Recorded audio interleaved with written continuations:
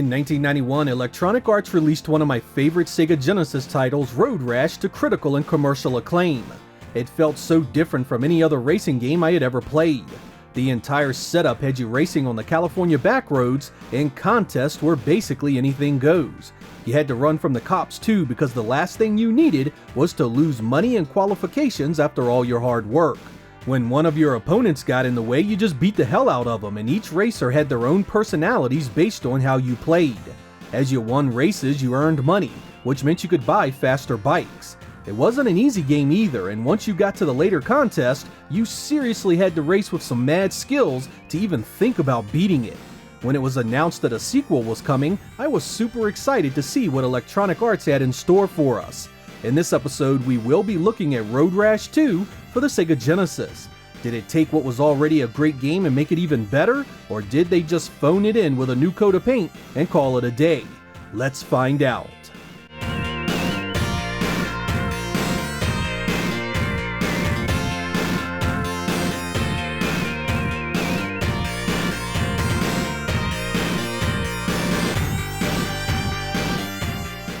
The basic structure of Road Rash 2 is pretty much identical to the original. You race in 5 different areas with the aim to earn as much money as possible, upgrade your bike, and qualify for new levels that are longer and more difficult.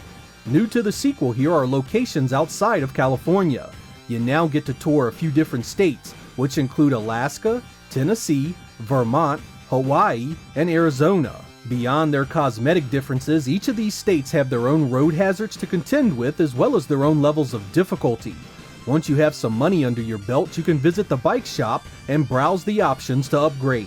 Each bike has its own attributes like speed, acceleration, and durability, and new to the series were nitro bikes that had what essentially amounted to a limited amount of turbos. Like before, the bikers you race against each have their own personalities. Some are friendly, some are indifferent, and some outright hate your ass. This translates to the track as well. A friendly may not engage you, while a foe will try and stop you at all cost. Be aware that should you be the aggressor against a friendly, they won't be very friendly afterwards. The AI has seen a good upgrade here too. Rivalries are more satisfying, and the cops actually fight back this time. And speaking of fighting, you get your normal punch, kicks, clubs, and backhands from before, as well as a new chain weapon that does incredible damage. You again have a stamina gauge that determines your condition, as well as one for your bike. There are loads of new animations as well. Each race ends in a hilarious scene of your successes and misfortunes, sort of a 2D variation of the full motion video scenes in Road Rash 32-bit. Also new to this game is a fully integrated multiplayer suite. Outside of the single player, you have alternating full-screen multiplayer, split-screen multiplayer, and a head-to-head mode where it's just you against a friend or family member. This added a lot of replay value to the series and was quite welcome. While Electronic Arts didn't alter much of the formula from the first, they did refine it, added features to it, and essentially made it even more enjoyable.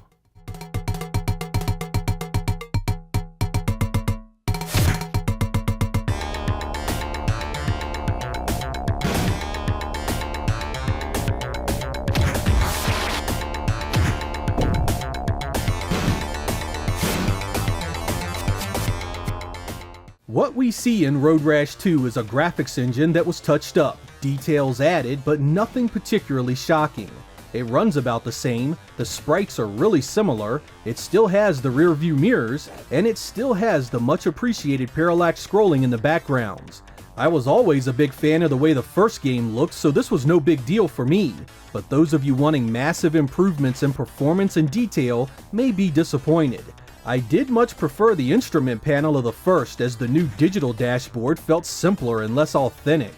On the plus side, the inclusion of a new simultaneous multiplayer option is a big plus. It drops everything down into much smaller windows, but remains very playable. Overall, it wasn't a huge upgrade, but it also didn't hurt what was already a nice looking game. The only real blemish on the engine was it was rather choppy. But in the days of home consoles lacking dedicated sprite scaling, that was often the case. I think if you appreciated the first, this one will be to your taste as well.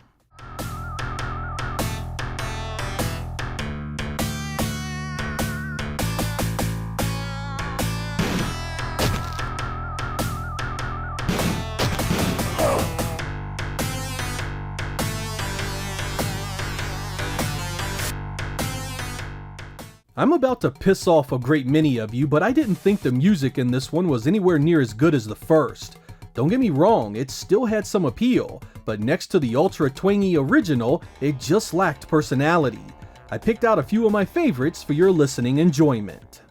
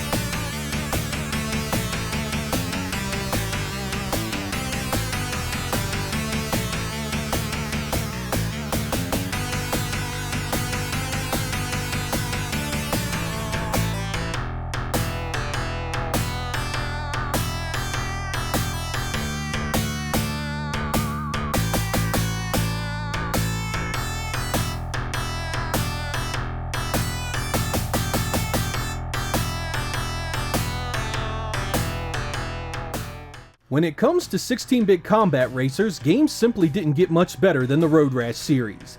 Easy to pick up and play, and now with split-screen multiplayer, there is very little here to complain about.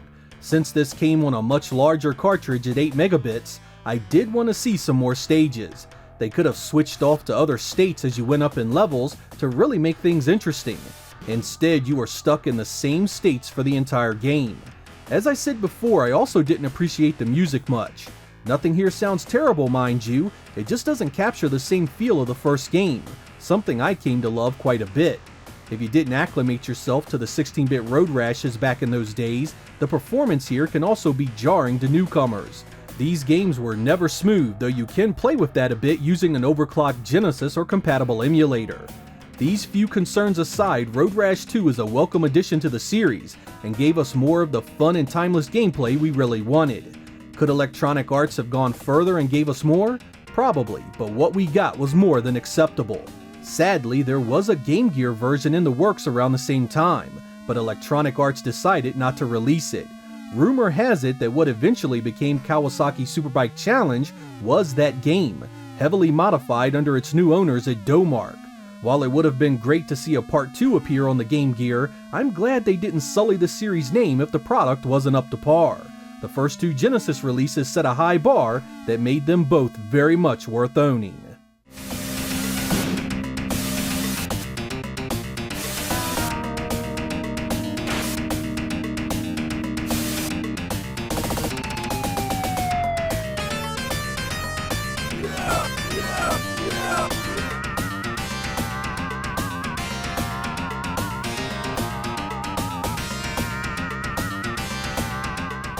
The Road Rash series would go on to spawn multiple entries beyond the original 16-bit Genesis trilogy. But you know what? Despite better graphics and more options, I still consider these to be some of the best. There was an attraction to its world of screwball characters, an escapism to its law-breaking contests, and a fun factor in its excellent gameplay. It really did set itself apart from other racing games at the time. Road Rash 2 really upped the ante by including that split-screen multiplayer mode that was sorely missing from the first. You also can't overlook the improvements in the AI and the addition of new road hazards like region-specific animals. Similar to the first, the later difficulty can be extreme. The higher-end bikes are so fast and there are so many dangers on the road that it'll quickly live up to its namesake. Level 5 races are long, full of cops, cars, animals, and a group of racers that fight as hard as any in the series. If you see the credits roll legitimately, pat yourself on the back, because you really deserve it. But you know, that's a big part of the appeal of these games. You start out crushing it, winning races left and right, dominating everybody. But should you feel up to it, there is a challenge here that really sends things to the next level. Road Rash was very much a game of the system it represented at the time. An outsider, a rebel, an experience away from the squeaky clean image of its competitors. And just like the Genesis, it was a heck of a ride while it lasted. I'm Sega X. Thank you guys for watching, and I will catch you next time.